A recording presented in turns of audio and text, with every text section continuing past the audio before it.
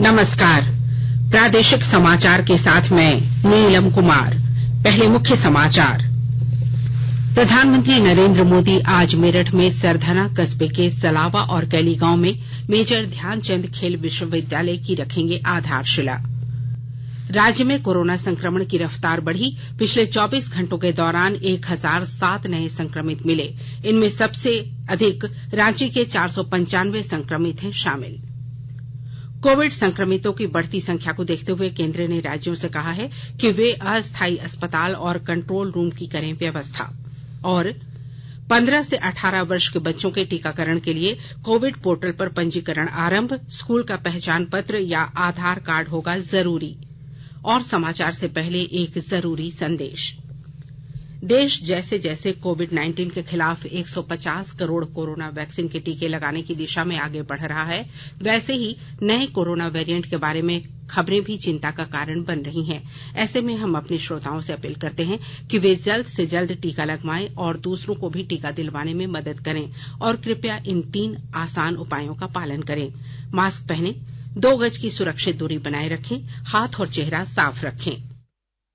Covid से संबंधित कोई भी जानकारी और मार्गदर्शन के लिए आप राष्ट्रीय हेल्पलाइन नंबर 0112397846 और 1075 पर संपर्क करें। इसके अलावा राज्य हेल्पलाइन नंबर 104 डायल कर समस्या का त्वरित समाधान लिया जा सकता है। महिला और बाल विकास मंत्रालय की चाइल्ड हेल्पलाइन है 1098। वरिष्ठ नागरिकों के लिए हेल्पलाइन 14567। मनोवैज्ञानिक सहायता के लिए निमहांस का नंबर है 0804611007। आयुष कोविड परामर्श हेल्पलाइन नंबर है 14443 और MyGov WhatsApp help desk number 90131515 पर व्हाट्सएप मैसेज भेजकर टीके का प्रमाण पत्र यथाशीघ्र डाउनलोड किया जा सकता है।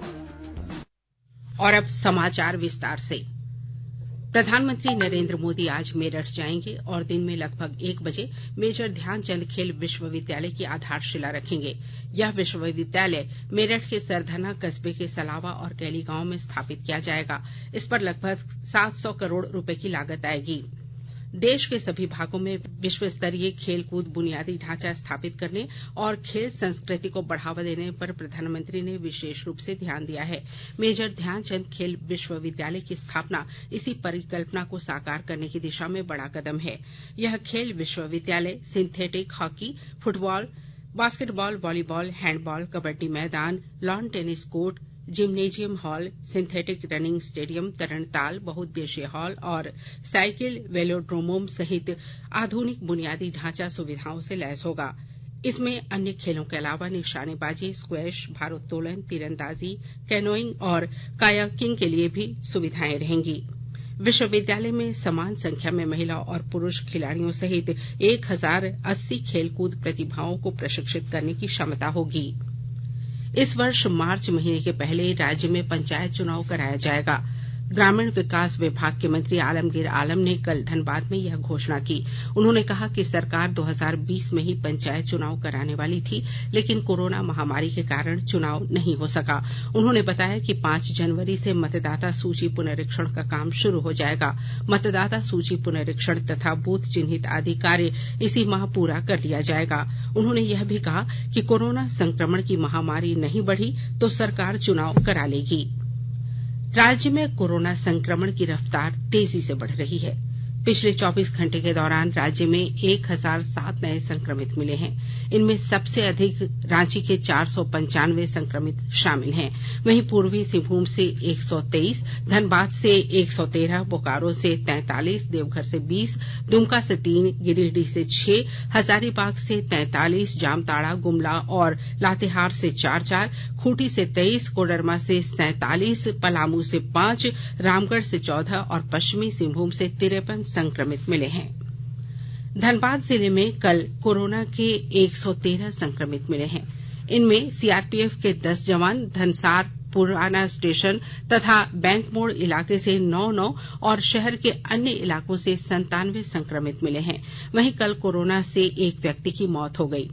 इधर जिले के 100% लोगों को कोविड-19 संक्रमण से सुरक्षित रखने के लिए बीसीसीएल, डीवीसी, टाटा और ईसीएल अस्पताल में वैक्सीनेशन शुरू हो गई है।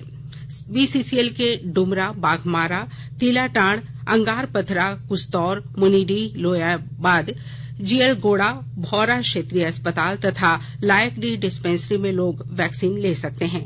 वहीं टाटा, जमाडोबा, झरिया, डीवीसी के बीपी नियोगी अस्पताल मैथन तथा ईसीएल क्षेत्रीय अस्पताल मुकमा में भी वैक्सीन लगाई जा रही है।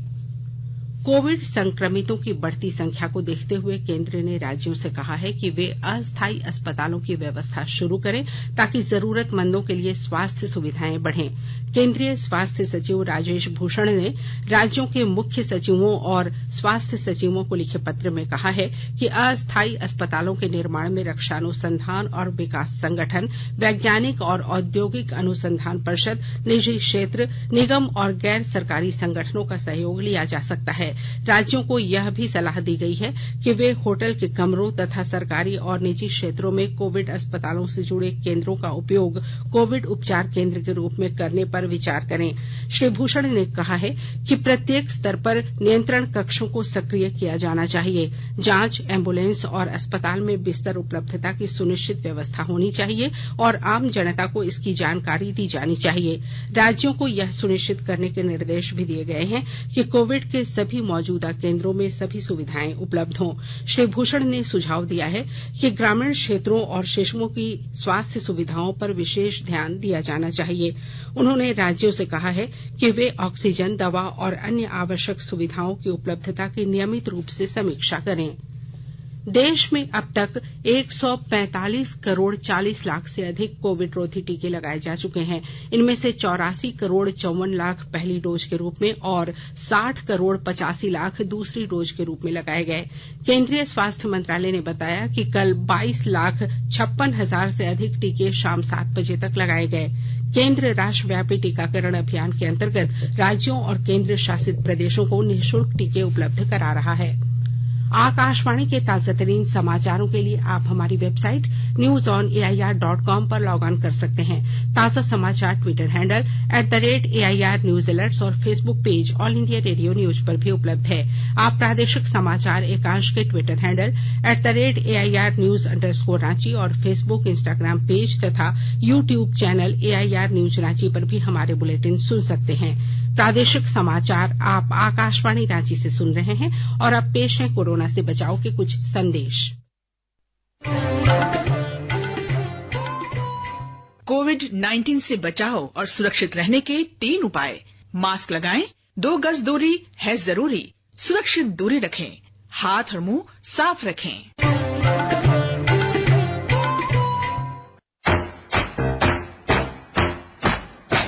चलो एक शुरुआत करें, चलो एक फैसला आज करें, मास्क नहीं तो टोकेंगे, कोरोना को रोकेंगे, चलो एक वादा करते हैं, चलो एक वादा करते हैं, मास्क नहीं तो टोकेंगे, कोरोना को रोकेंगे। भारत सरकार द्वारा जनहित में जारी। प्रादेशिक समाचार में आपका एक बार फिर स्वागत है। 15 से 18 वर्ष के बच्चों के टीकाकरण के लिए कोविड पोर्टल पर पंजीकरण कल से शुरू हो गया है। पंजीकरण के लिए स्कूल के पहचान पत्र या आधार कार्ड का उपयोग किया जा सकता है। स्वास्थ्य और परिवार कल्याण मंत्री डॉक्टर मनसुख मांडविया ने बच्चों के परिजनों से टीकाकरण के लिए पंजीकरण कराने की अपील की है। श्री मांडविया ने ट्विटर पर कहा कि अगर बच्चे सुरक्षित हैं तो देश का भविष्य भी सुरक्षित है। अमृत महोत्सव के तहत आकाशवाणी के साप्ताहिक क्विज में आइए आप भी शामिल हों। आजादी के 75 वर्षों का पर्व अमृत महोत्सव प्रत्येक बुधवार शाम 7 बजे प्रसारित होने वाले प्रादेशिक समाचार के दौरान पूछे गए प्रश्न का सही उत्तर देने वाले एक प्रतिभागी इनाम का हकदार होगा। इसके लिए सुनते रहें आकाशवाणी रांची का प्रसारण।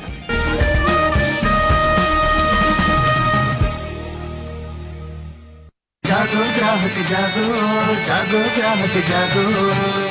आजादी का अमृत महोत्सव के लिए सभी उपभोक्ताओं को शुभकामनाएं। हॉलमार्क सोने की शुद्धता सुनिश्चित करता है। हमेशा हॉलमार्क वाले सोने के आभूषण खरीदें।